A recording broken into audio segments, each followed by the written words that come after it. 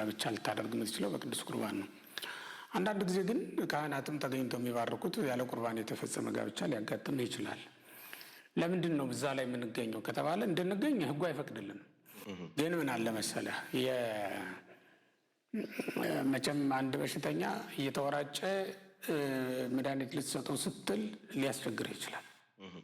ታማሚ ሰው ምግብ ብላ እያልከው ጣፋጭ ምግብ ሰርታ አቅርበለት ሊያስቸግር ይችላል። አልበላም እያለ ማለት ነው። እንዲህ እያለ ሊያስቸግር ይችላል። ተስፋ ቆርጠህ ትረዳዋለህ። በሽተኛ አይደል አልችል ብሎ ነው አይምሮ ተነስቶት ነው እያልክ ትጠብቀዋለህ ማለት እስኪድን ድረስ እንደሚያስፈልገው ታውቃለህ። ለዚያ ነው አሁን ምዕመናን ስጋውን ደሙን ከፈሩት ወደ ስጋ ወደ ደሙ እስኪቀርቡ ድረስ ለምን እንተዋቸዋለን? ለምን እናረጋቸዋለን? ቢያንስ ቁርባኑን ባያገኙ በረከት ለምን ያጣሉ በሚል ነው ካህን ሄዶ ቀለበታቸውን ጋብቻቸውን ባርኮ ጸሎት አድርጎ የሚመጣ ከዚህ የተነሳ ነው። እንዲያው ቢወስዱት የሚያድናቸው መድኃኒት ታውቀዋለህ እኮ አይደል? አንድም በሽተኛ ቢወስደው ሊያድነው የሚችለውን መድኃኒት ታውቀዋለህ። ግን ያንን አልወስድልህ ካለ ቢያንስ ባይሆን እንኳን ይህን ይውሰድ እንደማለት ነው። መድኃኒት እንደማማረጥ ያለ ነው። ቢያንስ በረከቱ ለምን ይቀርባቸዋል በሚል ይደንባርካለን ማለት ነው። እንዲህ ባለው ሁኔታ የተጋቡ ሰዎች አንዱ መቁረብ ይፈልጋል፣ አንዱ ደግሞ መቁረብ አይፈልግም። ይሄ በጣም ከባድ ነው እውነት ለመናገር አሁን በጣም የብዙዎቹ ፈተና ይመስለኛል። እንደ ሕግ ባል የሌላትን ሴት ልናቆርብ አንችልም፣ ሚስት የሌለችውን ወንድ ልናቆርብ አንችልም። ያ ማለት ሚስት እያለችው ይዞ ሳይመጣ ለማለት ነው። ምክንያቱም ጌታ በወንጌል ምንድን ነው ያለው? ሂጂና ባልሽን ጠርተሽ ነይ አይደለ ያላት። እንደዛ ሁሉ እኛም ሴቲቱ ስትመጣ ባልሽን ጠርተሽ ነይ እንላታለን ማለት ነው። ወንዱ ደግሞ ሲመጣ ሳራ ወዴት ናት እንለዋለን። የግድ ነው። አብርሃምን አግኝቶ እኮ እግዚአብሔር ዝም አላለም። ሳራ ወዴት ናት የሚል ጥያቄ አቅርቦለት ነበርና ለወንዱ ሳራ ወዴት ናት ማለታችን አይቀርም። ለሴቲቱም ባልሽ የት አለ ባልሽን ጠርተሽ ነይ ብለን መጠየቃችን የማይቀር ጉዳይ ነው። ለምን ካልከኝ አንድ አካል አይደሉም?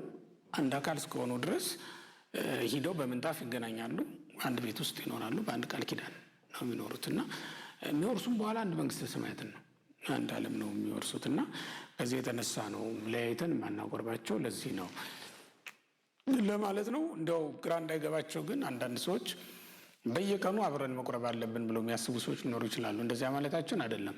ምናልባት እኔ ባይመቸኝ እሷ ከተመቻት ሄዳ ልትቆርብ ትችላለች። የሆነ ጊዜ የካህን ሚስት እሱ በቀደሰ ቁጥር ይቆርባል።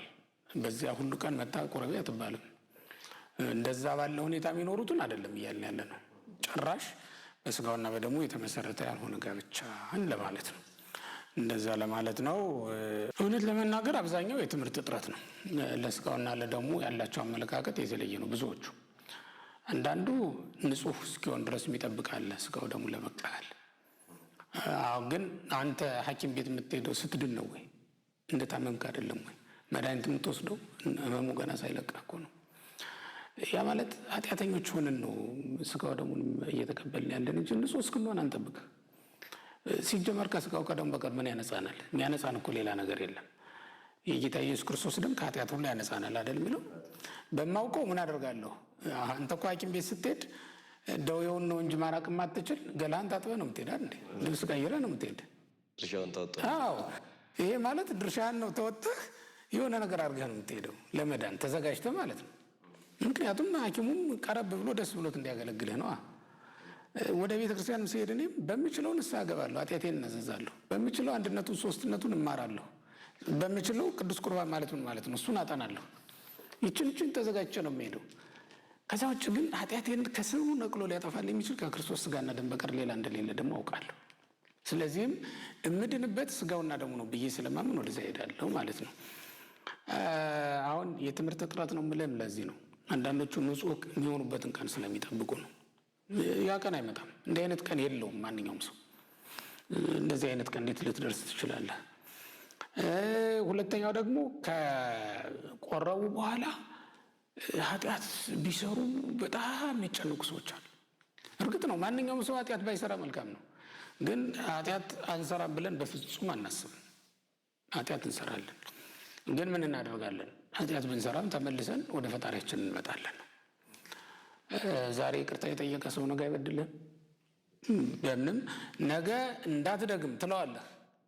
ግን በቃ የሆነ ነገ ደግሞ በሆነ ምክንያት ዛሬ በድንበር ምክንያት የሆነ ልትጣላችሁት ነገ ደግሞ ሚስቴን አየብኝ ብለህ ደግሞ ልትጣላው ትችላለህ። መች ሳቴ አይባል የራስህ አመለካከት እኮ ነው። እሱ በዝሙት ላይሆን ይችላል ያያት። የራስህ አመለካከት ግን ሚስቴን በክፉ ሲያየት አይቻለሁ ትላለህ፣ ነገር ትጀምራለህ ማለት ነው። እንደዛ ብሎ ጠብ ይቀጥላል ማለት ነው። ግን ደግሞ ትናንት ተጣልቶ አስታርቀናል ዛሬ አናስታርቅም አትባልም።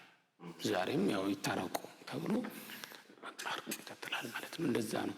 እና አንዳንዱ ሰው የትምህርት እጥረት ነው ያልኩ ለዛ ነው። አሁን ውጭ ሀገር የሚኖሩ ሰዎች በተለይ የመምህር እጥረትም ቢያጋጥማቸው የካህን እጥረትም ስለሚያጋጥማቸው እንዲህ አይነት መረዳቶች አይኖሯቸውም ለማለት ነው። ለዚህ ነው እምቢ የሚሉት። ብዙ ጊዜ እምቢ የሚሉ ወንዶች ወይም ሴቶች ከሁለቱ አንዱ እምቢ የሚሉት ከዚህ የተነሳ ነው። አንዳንዱ ግን ጭራሽ ለሃይማኖት አስቸጋሪ የሆነ ሰው አለ። በዚህ ሰዓት እኔ ምዕመናንም መጨከን አለባቸው። እንደሆነ ከሆነ ከክርስቶስ የሚበልጥ ምንም ነገር የለም። ክርስቶስን ከክርስቶስ የሚለያቸው ከሆነ ምንም ነገር እኔ መምረጥ ያለባቸው ክርስቶስን ነው ብዬ አምናለሁ። እርግጥ ነው አንዳንድ ጊዜ አጋጣሚዎች የምታገባውን ሳትመርጥ ወይም የመረጥ ከሆነ አይነት ሰው ሳይሆን ያገኘውን እንድታገባ ሊያስገድዱ ይችላሉ።